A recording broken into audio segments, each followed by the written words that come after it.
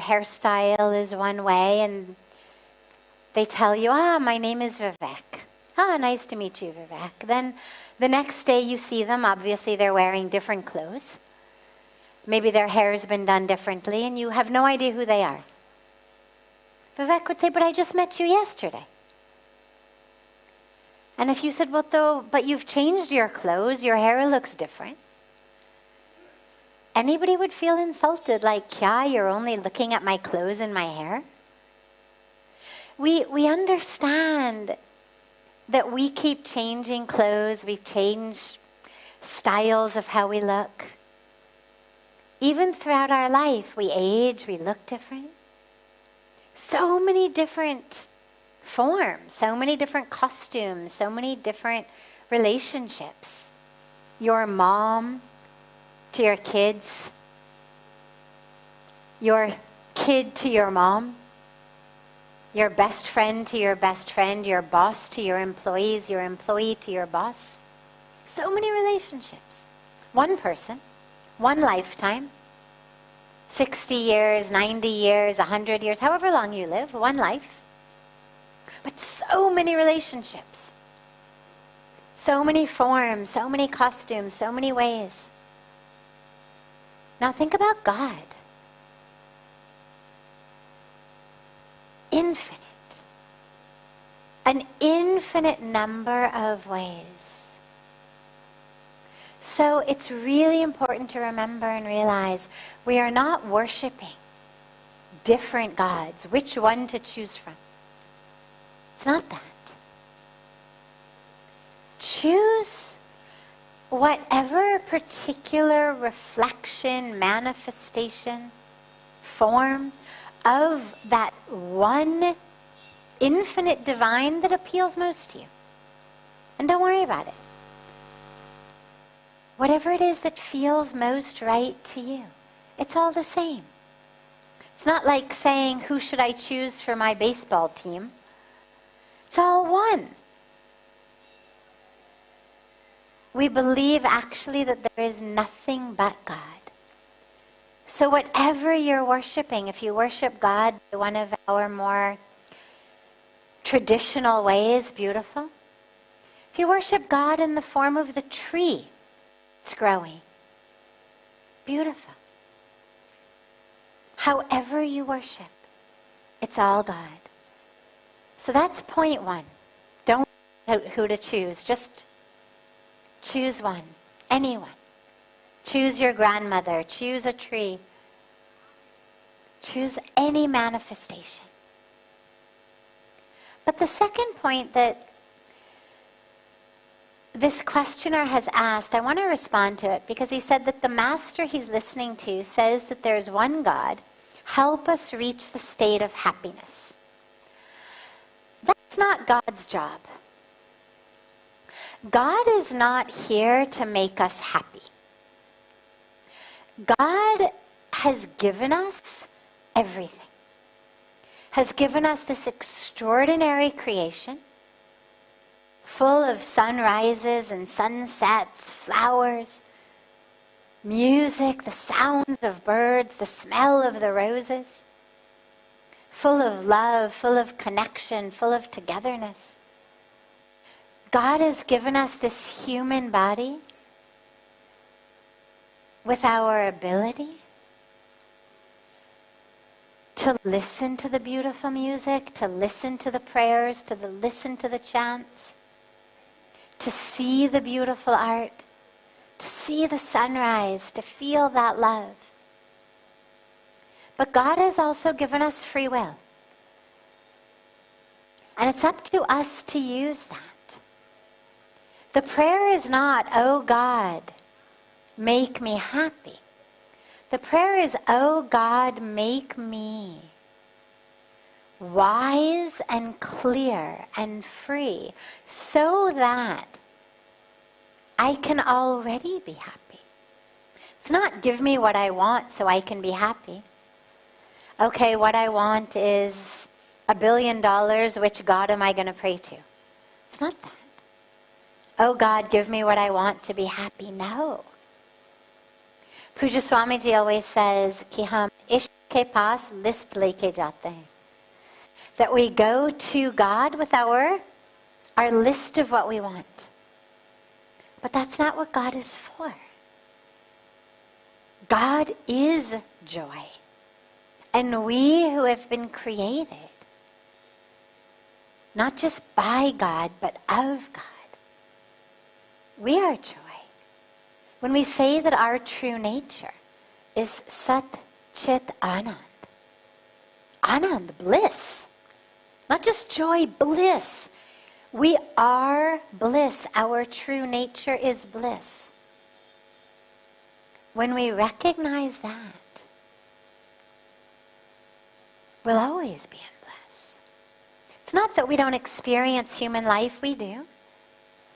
But because we are tapped into the Sat Chit, the truth, the eternal existence, the truth of existence, the existence of truth, consciousness, tapped into that, bliss is our nature. So don't pray to God to make you happy. Pray to God for the wisdom, the humility, to free yourself of all of that which is blocking your vision and making you miserable, when not only have we been given everything we need for happiness, but we've actually been created as bliss itself.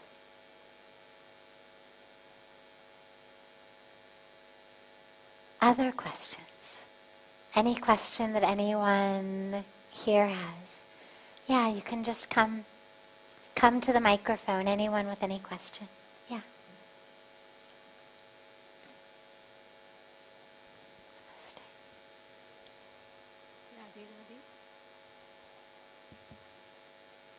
प्रणाम. राधे राधे.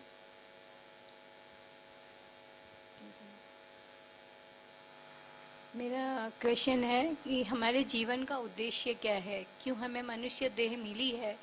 हमने अभी तक तो मतलब पता नहीं कितना use किया, क्या किया है, लेकिन मुझे अभी मतलब रियलाइज ऐसे हो रहा है कि कुछ करना है, कुछ उद्देश्य जिसके लिए मनुष्य देह मिली है, तो एम जानना. Beautiful. Why have we been given this human birth? What's the purpose of the human birth? What are we supposed to do with it? Well, कहते हैं, it's said that only humans have the ability to experience self-realization, God realization, truth, moksha. That only as humans can we experience that. Other species actually in many cases act, you would say, much more human. Other species in so many ways are so much more compassionate and loving, caring. But human beings, it said, are the only ones who have the ability to be conscious of ourselves, to be able to take that step back into awareness, to understand, I'm not the object, I am the awareness. Eyes are seeing, ears are hearing, nose is smelling. It's a flower, it's a song, it's a piece of fabric. But I am the one aware that seeing is happening, that hearing is happening, that smelling is happening, that tasting is happening. And therefore I am the one aware that thinking is happening. I am the one aware that anger is happening, or lust is happening, or negativity is happening, or false identification is happening. We can watch it. If you've ever practiced meditation or mindfulness, you've watched your mind, and you've watched thoughts arise, Thoughts that say, oh, you are so wonderful. You're so much smarter than everyone else. Or you've watched thoughts arise that say, oh my God, you are awful. You're stupid, you're lazy, you're irresponsible. We've watched all of these thoughts arise in our mind. And we learn to take the step back and to look at it and just to say, thinking. Judgment. Comparison. Thinking. We are the one able to be aware. We are not the thought. But it's said that only humans are the ones with that ability. And in order to attain moksha, we have to have that ability.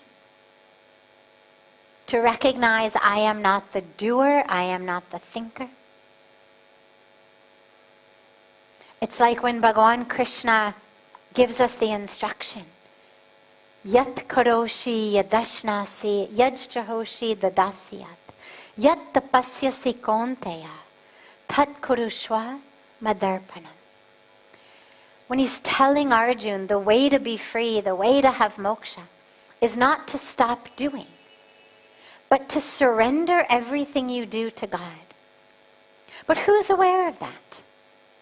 Who's able to be aware of that surrendering? So it's said that only humans are able to do that. Humans can hear that mantra and say, oh, मैं करने वाले नहीं हूँ, ना मैं कराने वाले हूँ. I am just the one through whom the doing is happening. Ab, let me surrender the doing. Let me offer that. And so that becomes the purpose of this life, is to use that one thing that is different from humans, from animals. Right? They eat, we eat. We both sleep. We're all very territorial and protective. That's my space. Right? Dogs pee around the borders so that no other dog will come. We just get angry and yell or do other sorts of things. It's the same thing. It's just a way of being territorial. My title, my role, my office, my desk, my responsibility, my this. It's the same thing. We're like dogs, peeing around our lives. So we're exactly the same on all of these levels. The one level we are different is this ability to be aware, to recognize what is self, what is not. Stomach is growling. Lekin aaj meri upwas hai. Today is my fast, I won't eat. No other animal fasts unless they are very sick. Animals will fast to cure themselves. Yet another way, they're actually smarter than we are. Right? We get sick, we sit in bed watching TV, eating potato chips. Animals at least understand when they are sick, they fast. But they're not going to fast for spiritual reasons. A tiger is never going to see a giraffe or a deer go by and say, oh, kitna charata. How yummy that would be, like an aaj mere upwas hai. But we have that ability to notice a signal in the body. It's hunger, it's lust, it's greed, it's anger. To notice it, to be aware of it, to recognize it is not us, and then to not act in it. There's no other animal that does that. If one animal comes into another animal's territory, they're going to fight. They're going to fight. I was just, before I came to Rishikesh, I was in Rajasthan near the big tiger reserve. I didn't go, but people were telling me, oh, now this tiger's in charge of this area, and the other one comes and they fight, and oh, you go for safari, you see the tigers fight over the land. You've never seen or heard of a tiger says, "Are yard kor badne chhodo usko. Aane do, kya fark padta." Tika, there's enough space for both of us. I'm only 6 feet long. I've got 2 acres of land. It's okay, let him live here also. Kya fark padta? No, they're going to fight to the death. But as humans, we have that ability to say, yes, I recognize that tiger instinct in me. It's like, get out of my property. But I'm not going to go by it. I'm going to tap in to that divinity within me, to that expression of the divine as me, in me. I'm going to see the divine in that other being. And I'm going to choose love, choose peace, choose compassion, choose generosity. So that becomes our purpose then. We've only got one thing that is different about our human life. This is it. And so that's our purpose, is use that to actually attain the goal that only humans can attain, which is that goal of moksha. It means do for others. Animals are all about doing for themselves. My food, my reproduction, my land, my territory, my alpha maleness. They're never going to say, "Chalo, I've been alpha male for 3 years, kisi aur ko turn de do." होते ही नहीं. We're able to recognize these aspects of our human package that evolved from the animals. We recognize that instinct. But even more deeply, we recognize the truth of who we are, which evolved not from the animals, but is God. Is the divine inside of us, as us. So we consciously choose that way of being. We serve more, we give more, we love more, we forgive more. We let go more, we surrender more. We use every minute of our lives more and more in that service. Beautiful question. Other questions?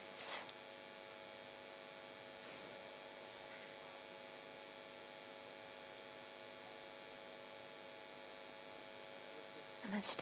I hope you are keeping well. So,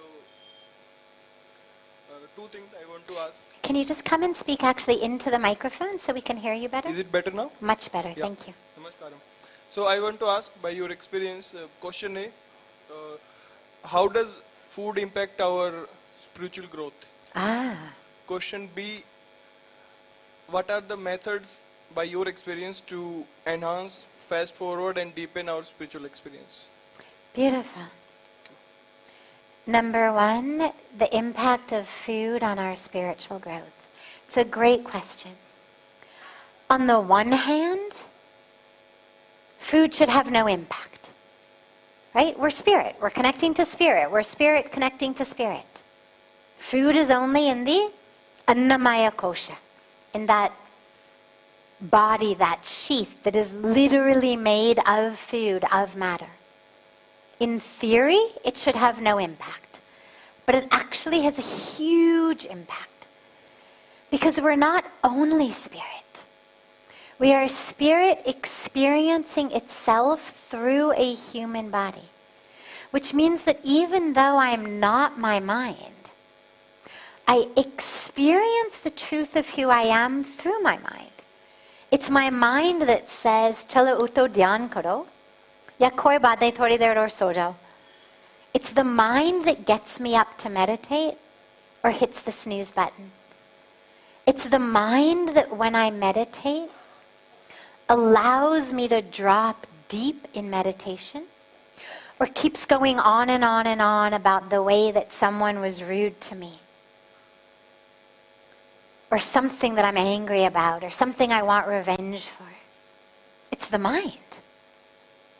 Meditation is about touching the spirit, but you've got to be able to work with the mind, or you're never going to get there. Agar man kabhi shant nahi hoti,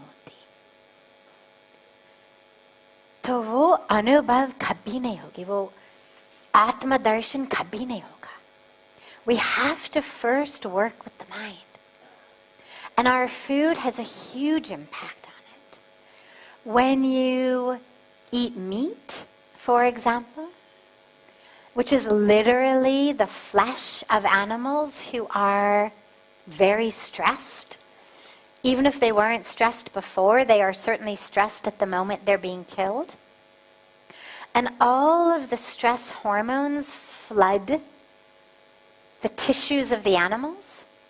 And so when we take that in, and those hormones go into our bloodstream, it literally gives the message to our own mind, my life is in danger. We become anxious, we become restless, we become sleepless, we become very full of, anger and fight and vengeance, and that san shakti, that ability to tolerate, we lose it. Because you imagine that you've got fight for your life chemicals flooding through you. Obviously, you're always going to be on edge. But also, it's not only meat. It's also all of the chemicals and the toxins that we take in packaged foods. When we are eating food that is old, that's stale, that's, last week's food and we stick it in a microwave, or it's frozen and we stick it in a microwave, or it's just junk food, it's impacting our bodies. It's bringing about lethargy. It's bringing about numbness. Think about how you feel after a big plate of pasta. What do you want to do after that?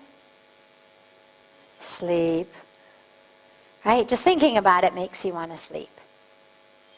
It's a carbohydrate numbing. The more simple carbs you eat, what we call maida, that white flour, pasta, sugar, it puts you to sleep. It numbs you. And if you're not actually sleeping, it numbs the mind. It's why when we are angry and upset, the first thing we do is we rush for sweets. Because we're looking for a drug. We're looking for something. We're upset, we're restless, we're angry. So what do? We open a whole pint of ice cream. And suddenly we feel better. Why? Because we're numb. But you don't want to live your life numb. Numb is the opposite of spiritually awake and connected. So you've got to stop eating things that are numbing you, that are sending your blood sugar up and down and up and down. You're happy, you're crashed, you're happy, you're crashed. This is what we speak about as a sattvic diet. Simple. Easy to digest. Tasty, but not so tasty that you overeat. Very sattvic, very simple. And then you will see the impact that it has on your mind. And when the mind is calm, then the impact in the meditation. And lastly, the tips or techniques to expedite our spiritual practice. I think the three most important tips that I've seen in my life and in the lives of so many. Number one, service.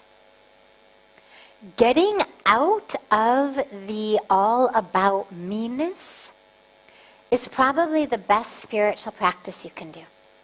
Because most of our lives is all about me. Even when we feel like we're selfless and we're the ones who help others and do for others, that becomes our story. I'm the one who always helps others. I'm the one who always does for others. It's still all about us. That selfless service, that nishkam bhav, nishkam karm, that service absolutely with no attachment. Are you going to get love? Are you going to get appreciation? Are you going to get money? Are you going to get anything in return? To just serve. It's why every single ashram, whether it's a Hindu ashram, whether it's a Buddhist ashram, whether it's a Christian monastery, any religious tradition you look at that has very intensive spiritual practitioners living in a retreat center, in a monastery, in an ashram, what do? They work. They're sweeping floors, they're chopping vegetables, they're doing dishes. Maybe working in the community, doing the gardening. Why? Because it takes you out of thinking about yourself. So service, number one. Number two, gratitude. There's so much to be upset about. But if we can shift our focus to gratitude, we realize how much we have. And in shifting our focus to gratitude, it changes everything. Then our entire world vision goes from what I'm lacking to my cup that floweth over. Then we start to really live in an experience of abundance. Misery comes when we live in an experience of lack. I don't have enough. I don't have enough money. I don't have enough power. I don't have enough prestige. I don't have enough appreciation or popularity or whatever it is. Gratitude takes us out of scarcity and into abundance. So a gratitude practice, just wake up in the morning before you even get out of bed. Start listing all the things you're grateful for. At the end of the day, as you lie in bed before you go to sleep, just all the things you're grateful for from that day. And lastly, the ability to let go. That which we hold on to keeps us stuck. I've seen this so deeply in my own life, and I've seen it so deeply in others. Holding on to pain, to anger, to grudges, to stories, to identities, to dramas, to narratives that we tell ourselves. This is what keeps us stuck. Every minute is fresh. Every minute is brand new. Every minute is full of possibilities. But we miss the opportunity for that moment because we are stuck in the past. So many people who come here and have beautiful spiritual openings, one of the big things that they're afraid of so frequently is going back home because, oh my God, how am I going to be with my mom, my dad, my husband, my wife, my friends, my siblings? I'm changed. But what we're afraid of is really interesting. We're afraid that people will not see the new me. You think, well, God, I mean, we've changed so much. How could they not see the new you? How could they not respond to the new you? Because they are stuck. Because they are stuck in a narrative about how you are, about how your relationship is. And so that's why it's so hard for so many people going back home after having powerful spiritual experiences, because their parents treat them just like they were the same irresponsible kids they were 15 years ago or 35 years ago. And they find themselves saying, no, I've changed, like, look at me. But the families have such a hard time doing that. And this is a core aspect of what happens. We hold on. We hold on to ways we've been injured. We hold on to lists of things people have done that have hurt us. And we hold on to these stories, these narratives about ourselves, who we are. I am the one to whom this happened. I am the alcoholic, or I am the child of the alcoholic. I am the one who was abused, or I am the one who did the abusing, or I am the one who witnessed the abuse. These become our identities. And then the moment presents us with an opportunity to be free. And we don't take it because the mind's like, no, that's not for you because you are this or you are that. So let go. Let go of who you think you are. Let go of who you think others are. Let go of the ways people have harmed you. Let go of the ways you've harmed people. Whether it's anger, whether it's guilt. Both sides. They kill us the same way. Let it go. And move into every moment as fresh and as new and as open as you possibly can. Beautiful. Have a beautiful, beautiful rest of your evening. We now will be back to having satsang in the evenings. We'll gather immediately after Arti. It should be approximately this time. But be sure to come for the beautiful Arti and then just come after the Arti. We also have a full, beautiful day of wonderful offerings here at Parmarth. Whether you're staying here or not staying here, don't worry. There's beautiful yoga classes, meditation classes, philosophy classes, a beautiful morning fire ceremony at 7. So while you're here, be sure to fill every minute and every moment as much as you can with all of those divine opportunities to shift and to learn and to grow and to deepen. And I look so forward to seeing you all together tomorrow. So much love to you all.